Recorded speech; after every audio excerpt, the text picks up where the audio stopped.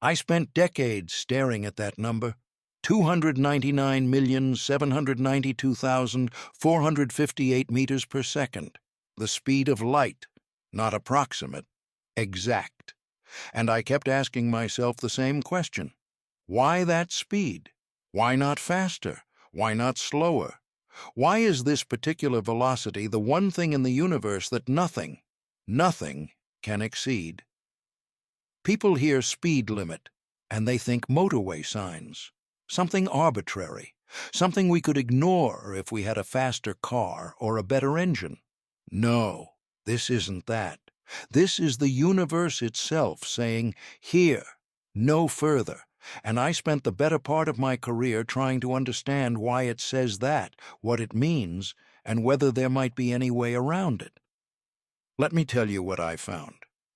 And I promise you it's stranger than you think. In 1967, when I was still walking, still moving through Cambridge lecture halls on my own 2 feet, I sat through a presentation on special relativity, Einstein's work. I thought I understood it. Speed of light is constant, time and space is flexible, all that, but I didn't really understand it. Not viscerally, not until I started pushing on it myself, trying to find the cracks, the exceptions, the loopholes. There aren't any. The speed of light isn't a speed limit like the one posted on a road. It's not telling you to slow down because it's safer or more orderly. It's telling you something fundamental about the structure of reality itself. It's the speed at which causality propagates through the universe. It's the speed at which information, any information, can travel from one point to another. And that makes it not a suggestion. It makes it a law. Here's where it gets strange. Imagine you're on a train, not a normal train, a super-fast train traveling at 90% of the speed of light. From your perspective, sitting in that carriage, everything feels normal. You can walk to the dining car, you can read a book. Your watch ticks normally. But something's happening that you can't feel. Time itself is slowing down for you. Not a little, a lot. If you spent what felt like 1 week on that train and then stepped off, you'd find that more than 2 weeks had passed on Earth. Your watch says 7 days. The station clock says 16. Both are correct. This isn't malfunction. This is physics. At 99% of light speed, 1 week for you becomes 7 weeks for everyone else. At 99.9%, it's 22 weeks. The closer you get to light speed, the more extreme this becomes. This is time dilation. It's real. We've measured it with atomic clocks on aircraft. The clock that flew came back younger than the one that stayed on the ground. By billionths of a second, yes, but measurably, undeniably younger. I remember explaining this to a journalist once, and she asked me, "But what if we just built a more powerful engine? What if we pushed harder?" And I had to tell her, the universe doesn't work that way. Here's why. As you accelerate closer to light speed, something happens to your mass. Not your physical mass, you don't get heavier in the conventional sense, but your energy increases. And energy and mass are the same thing. E equals mc squared. Einstein again. The faster you go, the more energy you contain, and the more energy it takes to accelerate you further. At 90% of light speed, you need roughly twice as much energy to go twice as fast as you did at lower speeds. At 99%, the energy required becomes enormous. At 99.9%, it's staggering. And at 100%, at the actual speed of light, the energy required becomes infinite. Infinite. Not a very large amount. Infinite. As in, more energy than exists in the entire universe wouldn't be enough. The mathematics don't break down at this point. They become utterly, perfectly clear. They say, no, you cannot do this, not with more fuel, not with a better engine, not ever. I meant it when I said nothing with mass can reach light speed. I still mean it. But here's what haunted me for years. Light itself travels at light speed, obviously. Photons, particles of light, zip through space at 299,792,458 meters per second, and they do it effortlessly. They don't need fuel, they don't struggle, they just go. Why can they do it when we can't? The answer is simple and profound. Photons have no mass. Zero mass means zero resistance to acceleration. It also means they have no choice. They can't go slower than light speed. They can't go faster. They travel at exactly that speed always, in all reference frames, no matter how you're moving relative to them. This is one of the most thoroughly tested principles in physics. It's been confirmed thousands of times in thousands of experiments, and it has never failed, not once. And yet people kept asking me, what about warp drive? What about wormholes? What about some trick we haven't thought of? In 1994, a physicist named Miguel Alcubierre proposed something genuinely clever. He suggested that while you can't move through space faster than light, you might be able to manipulate space itself. Imagine space contracting in front of your ship and expanding behind it, carrying you along in a bubble of normal space-time while the bubble itself moves faster than light relative to distant objects. Mathematically, it worked. The equations were valid solutions to Einstein's field equations. I was intrigued. We all were. Finally, a potential loophole. A way to travel faster than light without actually violating the cosmic speed limit. But then we looked closer. There's one tiny problem with the Alcubierre drive. It requires negative energy. Not just a little, enormous amounts. More negative energy than we're sure even exists. Negative energy is theoretically possible. Quantum mechanics allows for it in certain exotic conditions, but creating and controlling enough to warp space around a spacecraft? That's not engineering. That's fantasy. By 2006, further analysis showed that even if you could generate the negative energy, the inside of the warp bubble would be causally disconnected from the outside, meaning you couldn't steer. You couldn't turn it on or off from inside.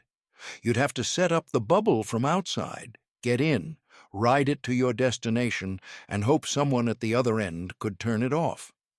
And that's assuming the bubble doesn't evaporate the moment you try to create it, which it almost certainly would. I remember sitting in my office, reading those papers, feeling the weight of it. We'd found a mathematical loophole, and the universe had slammed it shut. Not cruelly, just inevitably. The laws don't bend. They really don't. So why does the universe enforce this limit so absolutely? Here's what I came to understand. The speed of light isn't fundamentally about light. It's about causality. It's about cause and effect, the order of events, the structure of time itself. If information could travel faster than light, you could send a signal into your own past. You could create paradoxes. You could have effects preceding their causes. The universe doesn't allow this, not because it's following some moral code, but because the mathematics of space-time simply don't permit it. Relativity shows us that space and time are woven together into a single fabric, and the speed of light is the exchange rate between them. It's how fast you can trade distance for time, or time for distance. It's built into the geometry. When you accelerate, you're rotating through space-time. You're converting some of your motion through time into motion through space. The closer you get to light speed, the more of your time motion you've converted into space motion. At light speed, you'd be moving entirely through space and not through time at all. Time would stop for you. You'd experience no duration. You'd arrive at your destination at the same instant you left, from your perspective.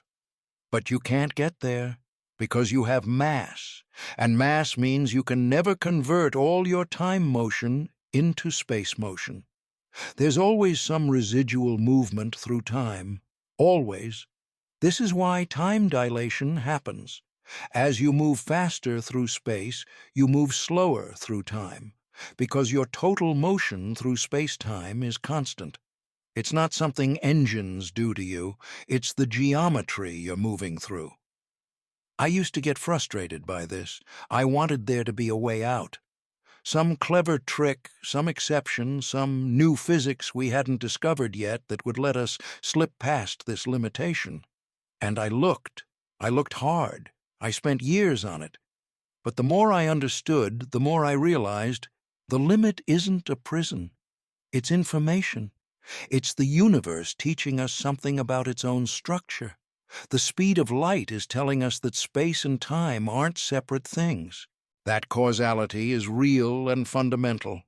That the future is genuinely open and the past is genuinely fixed, and the speed limit is what enforces that distinction. In 1985, I made a bet with Kip Thorne and another colleague. I bet that time travel to the past was impossible. Kip took the other side, arguing that the laws of physics might permit it under exotic conditions. We wagered a subscription to a magazine, Penthouse, if you're curious. I lost that bet, technically.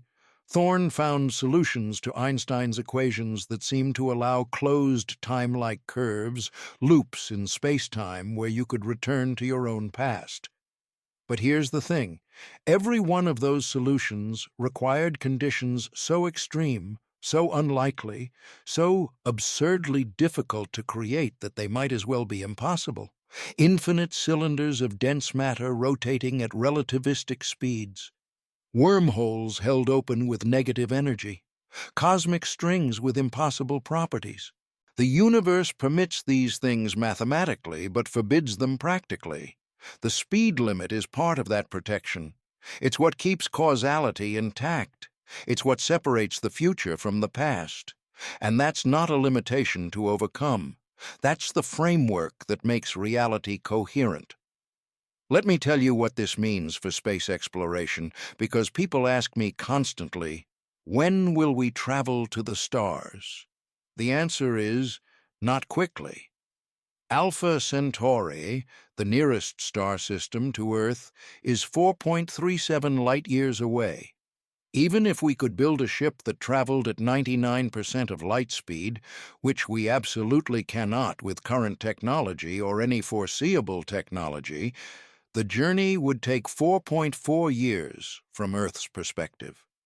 From the perspective of the travelers experiencing time dilation, it would feel like less than a year. But they'd still arrive to find that more than 4 years had passed at home. And that's the nearest star. The center of our galaxy is 26,000 light-years away. Andromeda, the nearest large galaxy, is 2.5 million light-years distant. The observable universe extends for 46 billion light-years in every direction. These aren't just big numbers. They're structural limits on how fast we can explore, how far we can go in a human lifetime, how much of the cosmos is accessible to us. The speed limit doesn't just slow us down, it defines what's possible. There was a period, lying in bed at 3 in the morning, unable to move anything but my eyes, when this depressed me deeply.